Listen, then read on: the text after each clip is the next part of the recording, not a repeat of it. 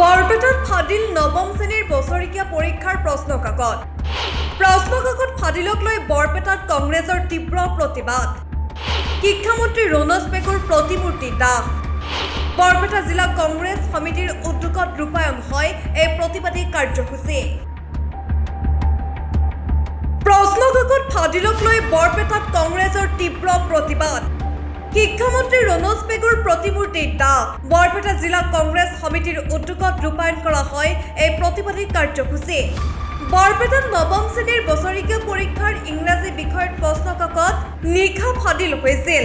ইয়াৰ পাছতে পৰীক্ষা বাতিল কৰিছে বৰপেটা জিলা অধিবিদ্যা পৰিষদ বিদ্যালয়সমূহৰ পৰিদৰ্শক কাৰ্যালয়ে।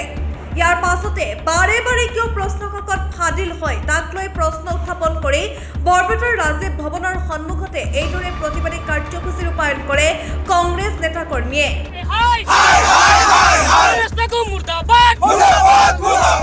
কংগ্ৰেছ কৰ্মীসকলে শিক্ষামন্ত্ৰী মুৰ্দাবাদ, অসম চৰকাৰ হাই হাই, শিক্ষামন্ত্ৰী গো বেক আদি শ্লোগানেৰে উত্তাল কৰি তোলে বৰপেটা চহৰ।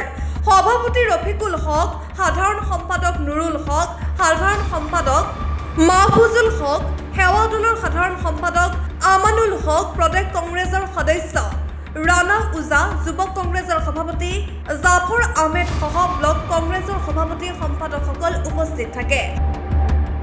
ইংৰাজী বিভাগৰ প্ৰশ্নকাকত ফাদিল হোৱা বুলি আমি ইতিমধ্যে গম পালোঁ আৰু যাৰ কাৰণে চৰকাৰে শিক্ষা বিভাগে আজি ইংৰাজী পৰীক্ষা বাতিল কৰিছে। এইটো অতি দুৰ্ভাগ্যজনক। এজন শিক্ষামন্ত্ৰী যেতিয়া আমি দেখিছোঁ যে প্ৰত্যেকটা পৰীক্ষাতে প্ৰশ্নকাকত ফাদিল হয়, এই ব্যৰ্থ শিক্ষামন্ত্ৰীৰ বিৰুদ্ধে আমি প্ৰতিবাদ কৰিলোঁ। তেওঁ সোনকালে পদত্যাগ কৰিব লাগে শিক্ষামন্ত্ৰীৰ পৰা।